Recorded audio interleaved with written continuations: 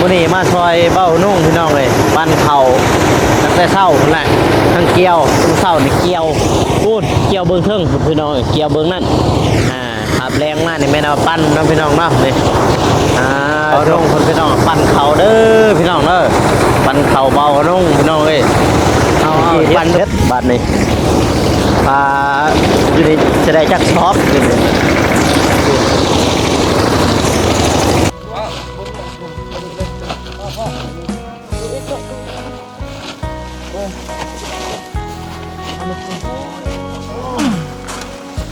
เป๊ะเลยเป๊ะเช้าสอบเป๊ะเช้าเลยเห็นบอกเชื่อจำคอยว่าเช้าสอบเป๊ะถึงเลยมากลัวบอกพี่เป๊ะพอดีเป๊ะกายดึง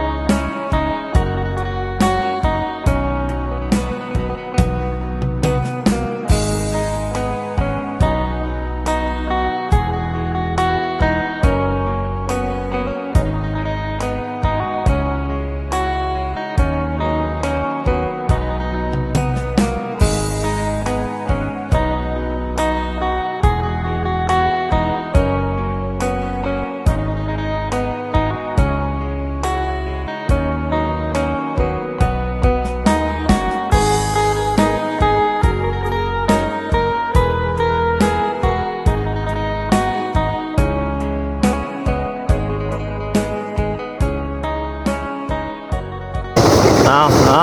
น้องเลยลงมือบาดนี่ลุยต่อเลยลุยต่อเบานุ่งคนพี่น้องปั่นเข่าเด้อพี่น้องเด้อปั่นเข่าเบานุ่งพี่น้องเอ้ยกี่ปั่นทุกคนได้10 ปลายสอบ15มาต่อกองที่2พี่น้องเอ้ยปั่นเข่าแล้วเกี่ยวกับปั่นมาพี่น้องเนาะนี่แหละวิธีชีวิตของชาวนาเนาะพี่น้องเนาะปั่นเข่าตัวตีเข่าพี่น้องเอ้ยบางคู่บางคนก็เชิญบางครั้งก็ตีเข่านี่แหละแต่ว่าบางคนก็เชิญนตีเข่าปั่นเข่าจะวันเดียวกันนั่นแหละพี่น้องเลยเอาเฮ็ดบัตรนี่ครับสบายดีเด้อพ่อแม่พี่น้องเนาะว่าจะอยู่ภายในหรือว่าตามประเทศก็ยินดีต้อนรับเขาคือช่องเบ้าโคสนบทต่อปปลาวพี่น้องเลยมื้อนี้มาซอยเบ้านุ่งพี่น้องเลยปั้นเข่าตั้งแต่เช้านั่นแหละทั้งเกี่ยวทั้งเช้านี่เกี่ยวพูดเกี่ยวเบิ้งเทิงพี่น้องเกี่ยวเบิ้งนั่นขับแรงมากนี่แม่นเอาปั้นน้องพี่น้องเนาะนี่โชว์กาบ่หลายคนดอกพี่น้องเลยนี่โชว์มาเด้อพี่น้องเด้อมาเบิ่งวิธีของชาวนานะพี่น้องเนาะโชว์เอาเฮ็ดบาดนี้อยู่นี่จะได้จักช็อป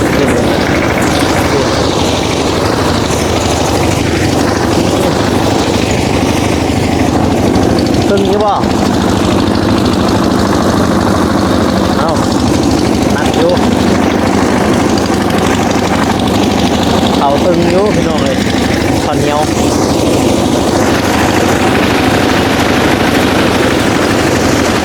ซอยเล่าพี่น้องเลยซอยบ้านนุ่ม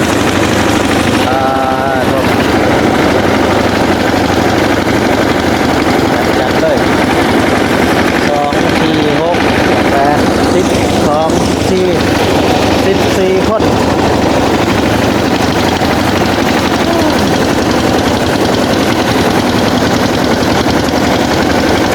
14 คนพี่น้องมาซอยบ้าน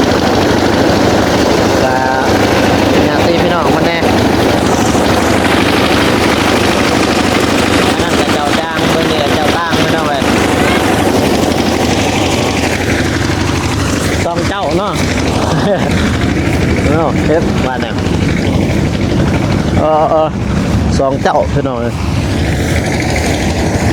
กูละกามาปั่นเลยโอเคโซ่ส่วนเด็กหน่อยก็ลินเลยพี่น้อยแต่ว่าเด็กหน่อยก็จะลินป้าโทรไปยันขั้นเด้ตาเด้ยันขั้นตัวจะญาติมันขั้นพระเจ้าลินเลยเด็กน้อยเสียงหน้าเราบรรยากาศมันนี่ก็ถือว่าดีแห้งพี่น้อยติดกับปูเลยเห็นปะโตโชซอยเพราะนั่นมันบัถือคาหันบัถือกระสอบหัน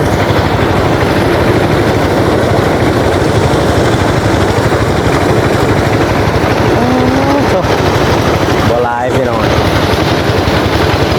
อยู่หันก็10 ปลายสอบอยู่นี่จักสิได้จักสอบอยู่ในหมู่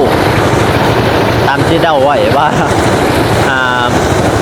ลัก10คือกันนี่แหละ10 ปลายนี่แหละพี่น้องเลย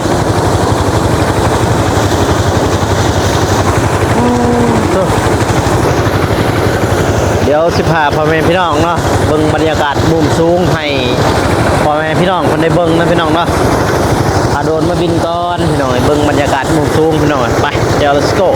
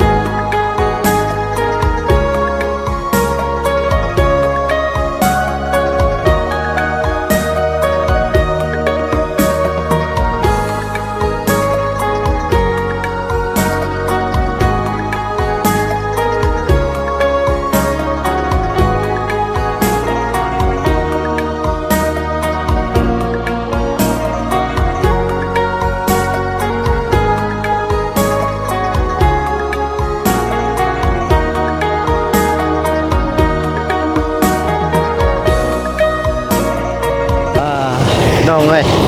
ดินบรรยากาศมุมสูงให้พ่อแม่พี่น้องได้เบิ่งนะพี่น้องเนาะอยู่ที่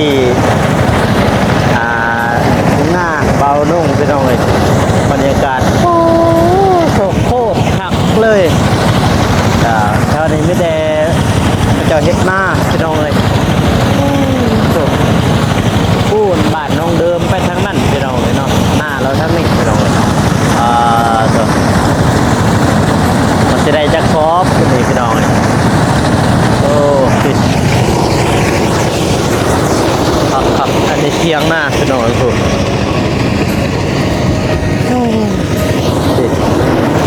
ล้อไอ้บ้านนี่มันจะได้จักซอฟจังหมดบ่ได้บ่15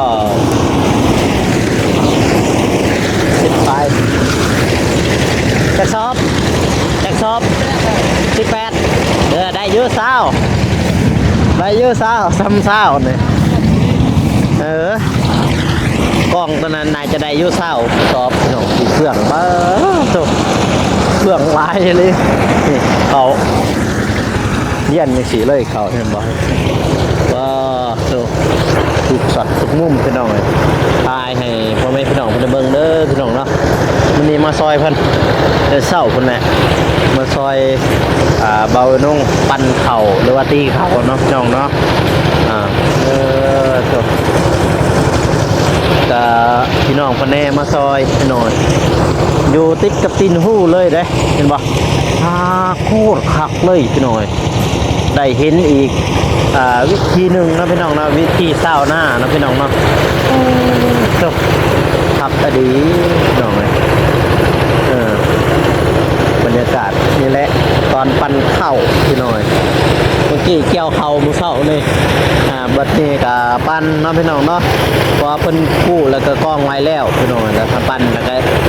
ถ้ามามืดบอกกันยังบ่ทันได้มืดเลยพี่น้องเพราะว่าพุ่นยังเบื้องเทิงพุ่นยังบ่ทันได้กู้หั่นน่ะเพราะว่าเกี่ยวมือเศร้านี่มือกู้ปั่นเท่าเดียวพี่น้องเลยมาซอยเพิ่นเนาะพี่น้องเนาะบรรยากาศมื้อนี้ก็ถือว่าแดดก็ดีเลยพี่น้องเอ้ยสิท้องฟ้าแจ่มใสเลยมื้อนี้จบเดินผู้กระแตแต่ในกล่องน่าจะบ่เห็นปานใดพี่น้องเอ้ยผู้กระแตเบิ่งนี่สารวันเซกองอัตตปื้อแพ้ทางนี้เนาะ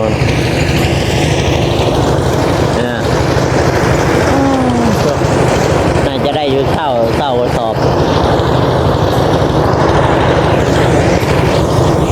บพอกองกันนะกะบ่ปันไหนอาจจะได้ยืดเศร้ากว่าสอบเขาเราก็ตึงอยู่ได้พี่น้องเขาตึงอยู่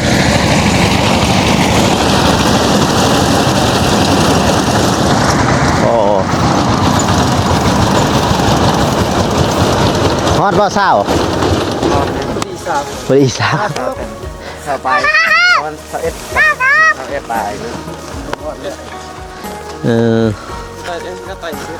ดีสาว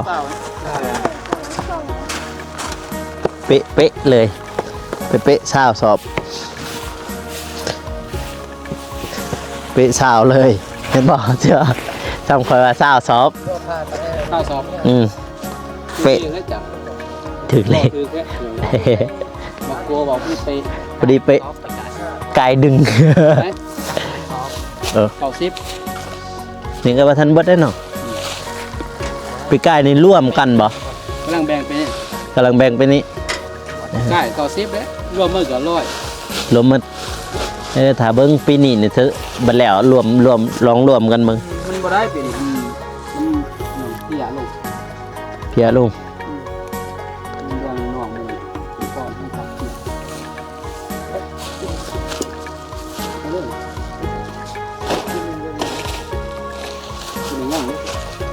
เตาเนี่ยเตาตัวนี้เตาอะไรก็ได้ตัวนี้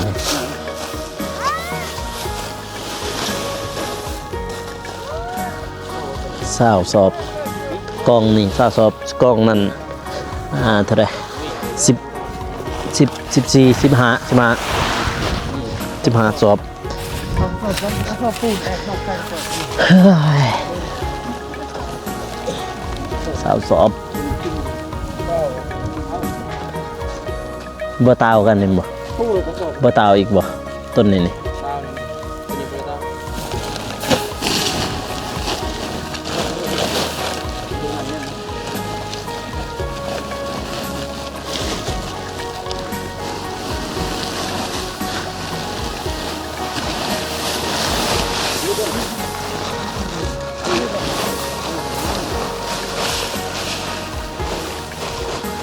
ได้20 สอบกล่องหนึง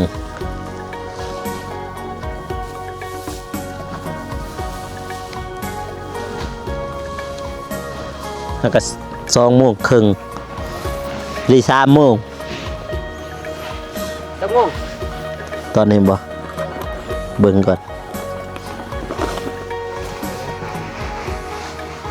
ตัวนี้3 โมง3 โมงยัง6 3 โมงยัง4 3 โมงยัง4 30 นาทีหาเต่ากล้องนี่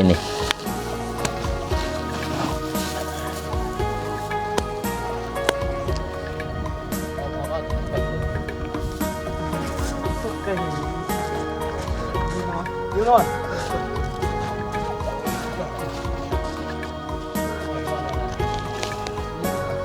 ตัวพุ่นก็แม่นบ่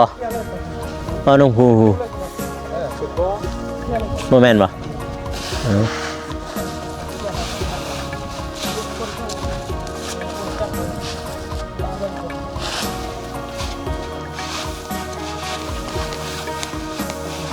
จะคันรถไถ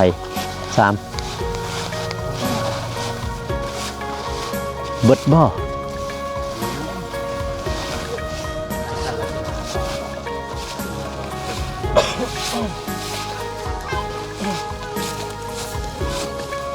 คันละ10ปลายพอแล้วคันหนึ่ง10 ปลายมี3 คันเนี่ยส่วนคนยาง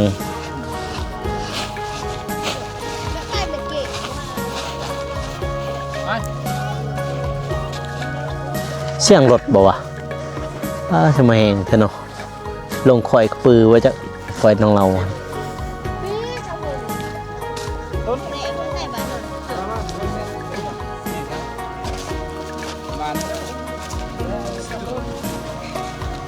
เนี่ย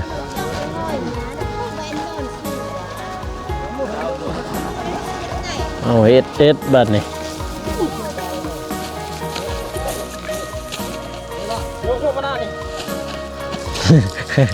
ดึง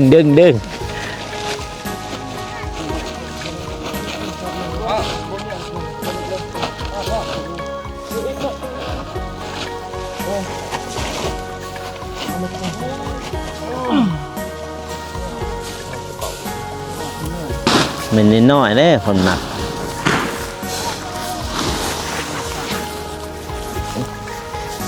อีกทาง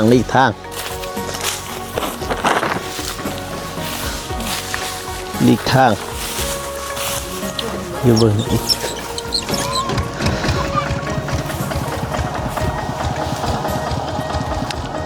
พอดี3 โมง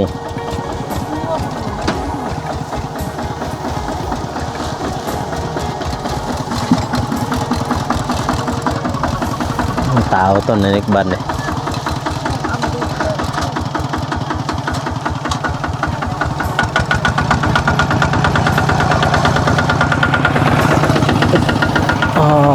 ปัดทงก่อนพอกล่องบนใหญ่ปันไดพี่น้องก็ยังบ่ทันได้แล้วพูนเบื้องถึงกันยังเพิ่น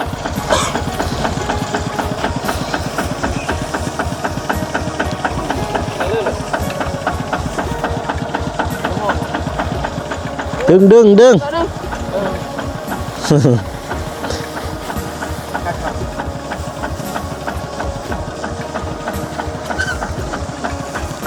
ตาวออกอีกตัวถึงเป็นธงในบนเจ้าขาวๆเป็นงัวเขาจะ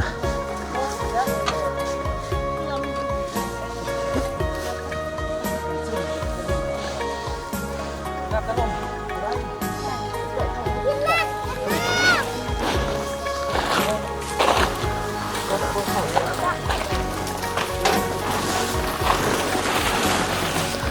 ึงอยู่บ่เขา อย่าปากกระหล่ำจักเน่าเลย อือหือ เนี่ยพอก็เลย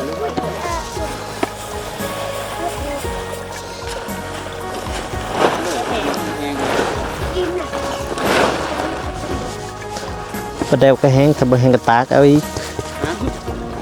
ตากเอา ในซอมเลย ตากในสอบเลย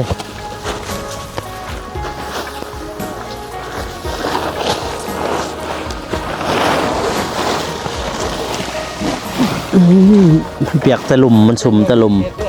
เฮ้ยมันสุ่ม อะไรนะ เอาโต้เลยหน่อจริง 1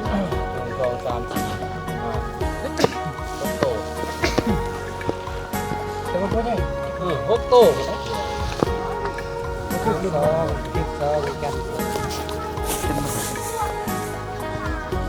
แต่พวกใหญ่กว่าล่ะสายพันธุ์ดอก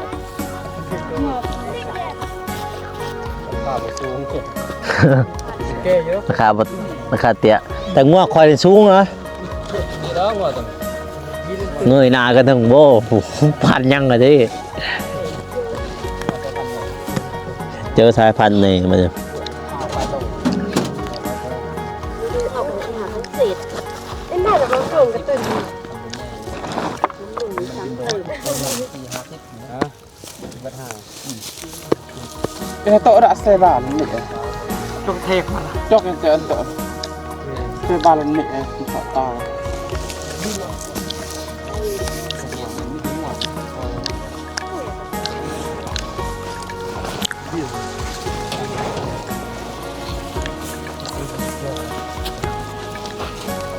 ขอเศษจัง เอาอีกบันนี่ เอาดึงใส่เลยแหละป้าเบิ้งนี่แล้วก็ได้นี่แต่บ้าน ไปมัน ใส่เลยแล้ว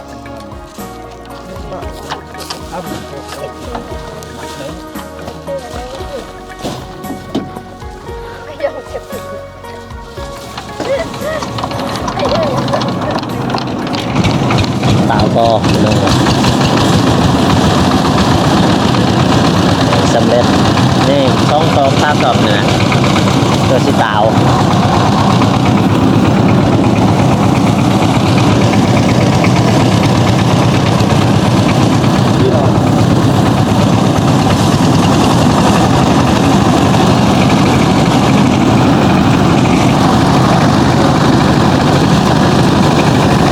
เมื่อบาดเนี่ย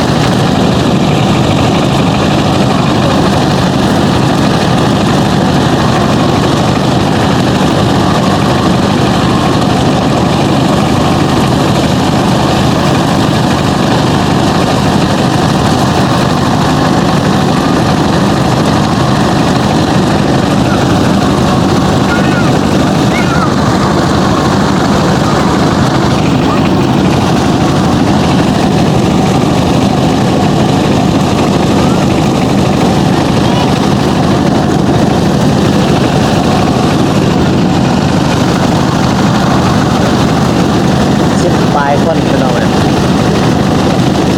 45 คน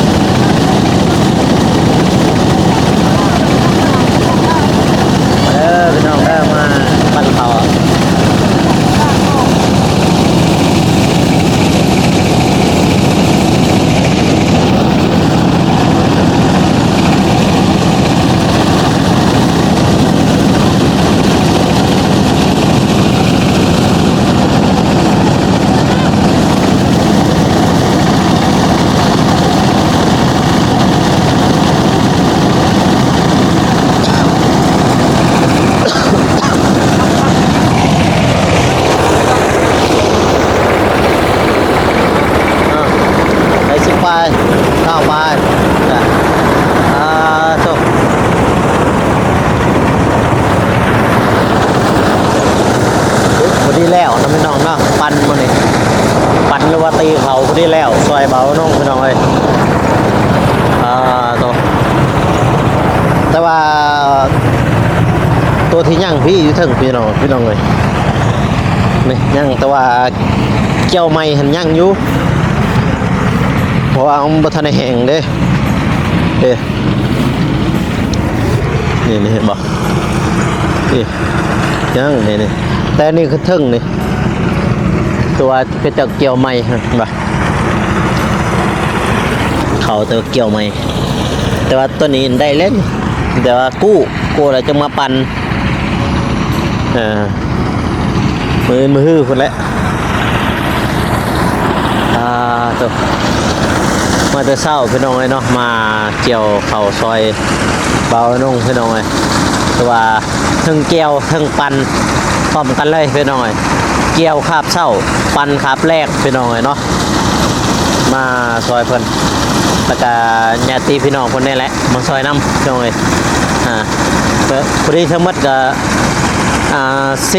14คนมาซอยเพิ่นปีกายในเพิ่นว่าได้90แต่ว่าปีนี้เพิ่นแยกให้น้องเพิ่นแน่แล้วก็ให้เพิ่นแน่พี่น้องเลยเฮ็ดต่างเลยนะแบบปีกายนี่เฮ็ดเต็มกันแต่ว่าปีนี้เพิ่น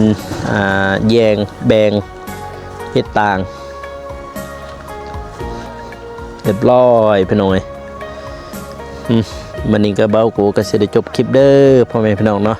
ก็อย่าลืมฝากกดไลค์กดติดตามเพื่อเป็นกำลังใจให้เบากูเฮ็ดคลิปต่อไปเด้อพี่น้องเนาะแล้วก็สิทายพูดแล้วบางทีก็ครับแรงถ้าบ่ค่ำก็สิจึงสิเข้าไปหาน้องอำพรน้องพี่น้องเนาะหรือว่าเพื่อนตูนนั่นเพราะว่ามื้อนี้ก็มีงานหรือว่าบุญบ้านพี่น้องบุญประเพณีเนาะพี่น้องเนาะทางบ้านบ่าวตูนพี่น้องแล้วก็บ้านบ่าวจิบอันเดียวกันนั่นแหละพี่น้องเนาะแล้วก็บ้านบ่าวผู้วงพี่น้องบ้านเดียวกันเนาะพี่น้องเนาะเดี๋ยวบ่าวโกขอตัวลาไปก่อนพี่น้องอย่าลืมฝากกดไลค์กดติดตามเพื่อเป็นกำลังใจหรือว่าเฮ็ดคลิปต่อไปพี่น้องสำหรับคลิปนี้ขอกล่าวคำว่าสบายดีพี่น้องแล้วเจอกัน EP ต่อไปหรือว่าคลิปหน้านะพี่น้องเนาะบ๊ายบาย